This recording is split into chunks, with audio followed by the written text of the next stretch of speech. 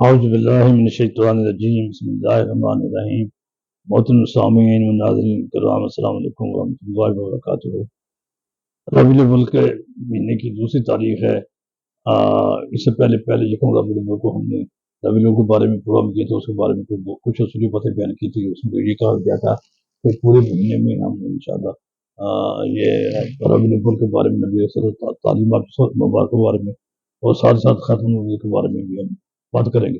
ختم نبوت کے کو موضوع اس میں منتخب کیا گیا کہ ستمبر کے مہینے میں پورے 50 سال ہو گئے۔ 7 ستمبر 1974 کو ہماری پاکستان کی اسمبلی نے قادیان کو غیر مسلم قرار دیا تھا، لہٰذا آج پورے 50 سال ہو گئے۔ جیسے گولڈن جوبلی کے یعنی سلور جوبلی کے حوالے سے ہم یہ قادیان کو 50 سال پورے ہونے کے حساب سے ہم یہ پورا مہینہ پروگرام کریں گے۔ یہ اس کے اوپر ختم کے اوپر ایک دن ختم پر ایک دن اس کا ربیع الاول کے حوالے سے پروگرام ہوگا۔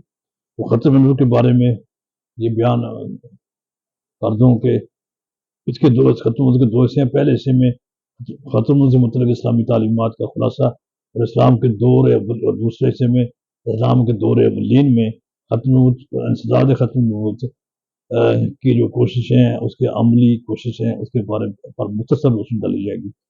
اور اس کے بعد پاکستان کے مطلب جب ذکر آ جائے گا، اس کے دو حصے ہوں گے۔ ایک حصے میں ہم بر صغیر میں ختم نبوت کے جو ہے نا دفاع ختم نبوت، تفسیر ختم نبوت کی پر گفتگو کریں گے۔ دوسرے حصے میں پاکستان میں تفسیر ختم نبوت کے بارے میں بات کریں گے تاکہ ہم مختصر طور پر آپ کی اسلامی تعلیمات۔ سب سے پہلے سورۃ احزاب کی آیت نمبر 40 میں اللہ تعالیٰ فرماتا ہے ما کان محمد ابا احد من رجالکم ولکن رسول اللہ وخاتم النبیین وکان اللہ بکل شیء علیم، کہ محمد صلی اللہ علیہ وسلم تم میں سے مردوں کے باپ نہیں ہیں، بلکہ وہ اللہ کے رسول اور آخری رسول ہیں، خاتم النبیین ہیں، اور اللہ تعالیٰ ہر چیز سے جانتا واقف ہے۔ اور اس کے علاوہ بھی 100 کے قریب آیات ہیں جس میں یعنی اشارت کنایت یا ظاہر جیسے بھی ہے کسی نہ کسی حوالے سے ختم نبوت کا ذکر کیا گیا ہے۔ حدیث رسول اللہ صلی اللہ علیہ وسلم بڑی بہت مشہور حدیث ہے جو سنن ترمذی میں 2219 نمبر کے تحت درج ہے۔ انا خاتم النبیین لا نبی بعدی، میں نبیوں کا ختم کرنے والا ہوں، میرے اوپر نبوت ختم ہے، میرے بعد کوئی نبی نہیں ہے۔ ایک اور جگہ بھی آتا ہے کہ اگر میرے بعد کوئی نبی نہیں، اگر میرے بعد کوئی نبی ہوتا تو وہ عمر ہوتا، یعنی حضرت عمر کی فضیلت بیان میں مناقب میں نبی صلی اللہ علیہ وسلم نے یہ بات فرمائی۔ خیر 200 حدیث سے زائد حدیث میں 200 سے زیادہ حدیث میں ختم نبوت کے سلسلے کا ذکر ہے۔ وہ حدیث متواتر بھی ہیں، مشہور بھی ہیں اور صحیح حدیث ہے۔ ان میں صلی اللہ علیہ وسلم نے فکری طور پہ کافی عملی طور پر بھی نبی صلی اللہ علیہ وسلم نے اس کا ذکر فرمایا، بلکہ عملی طور پر ایک واقعہ حضرت صلی اللہ علیہ وسلم کی زندگی کی آخری ایام میں ہوا جب اسود انسی نامی ایک آدمی نے جمع میں نبوت کا دعویٰ کیا۔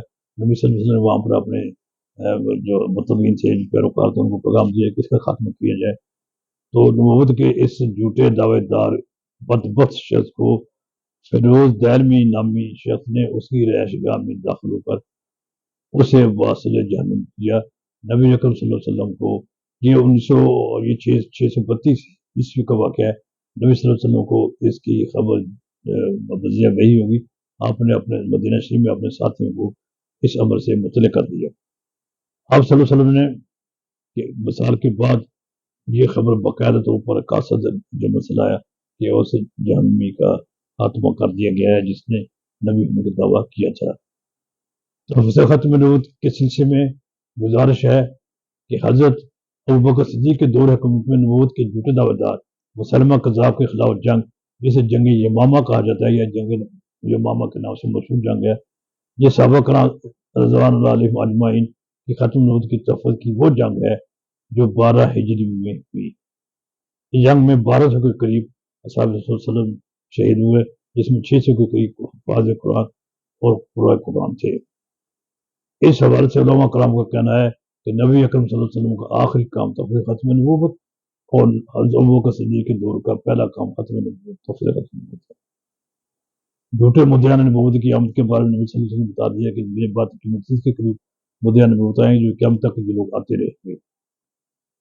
ختم نبوت کے بارے میں اب علماء ہمارے اسلام میں یہ اصولی بات دیتا ہے کہ ختم عقیدہ نبوت پر اجماع امت ہے، یہ ایک اصولی بات ہے۔ اس میں امام ابو حنیفہ کا موقف بہت سخت ہے، وہ کہتے ہیں کہ مدعی نبوت سے دلیل طلب کرنا بھی کفر ہے، یہ ان کا موقف ہے۔ الحمدللہ یہ اطمینان کا مقام ہے کہ ہماری قومی اسمبلی نے 7 ستمبر 1974 کو قادریت کو متفقہ طور پر غیر مسلم قرار دیا۔ آج اس کو پورے 50 سال ہو گئے ہیں۔ اس حوالے سے یہ پاکستان کی تاریخ کا اہم قومی، ملی اور دینی و مذہبی دن ہے۔ قادیانی کو قومی اسمبلی کے متفقہ فیصلے کے مطابق غیر مسلم قرار دینے کا عمل اس وقت شروع ہوتا ہے جب 29 مئی 1974 کو قادیانی غنڈوں نے ریلوے اسٹیشن پر نشتر میڈیکل کالج کے ملتان کے طلبہ جو پشاور سے دورہ کر کے واپس آ رہے تھے ان پر اپنے ریلوے اسٹیشن پر ان کا گھراؤ کیا اور ان کو تشدد کیا، جس کے رد عمل کے طور پر پورے ملک میں شدید ہنگامے شروع ہوئے اور اس کے حوالے سے قادیانی کو کافر قرار دینے کی تحریک چلی، جس میں ختم النبوت نے مجلس تنفیذ ختم النبوت میں بہادر کر کے دینی سیاسی جماعتوں کا کٹ کیا، ان کو اکٹھا کیا اور اس سب کٹ کا ایک نام رکھا گیا مجلس عمل تحفظ ختم نبوت۔ اس کے ملک اس کی طرف سے اس کے جو قائد حضرت محدث الاثر شیخ الحدیث حضرت مولانا محمد یوسف مندوری رحمۃ اللہ علیہ کو قیادت دی گئی۔ اس کی نظامت یعنی ناظم اعلیٰ اس کے حضرت مولانا محمد شریف جلندی 8 کسی والے کو ان کی نظام سپردی جنہوں نے بہت بہادر اور یہ مولانا محمد شریف جلندی ختم النبوت کی جب ابتدا میں یا پاکستان سے پہلے قائم ہوئی تھی اس وقت بھی ان کا حصہ تھا، اس وقت بھی بہت بہادر کی تھی، تو اب پھر یہ 1974 میں انہوں نے بہادر کر کے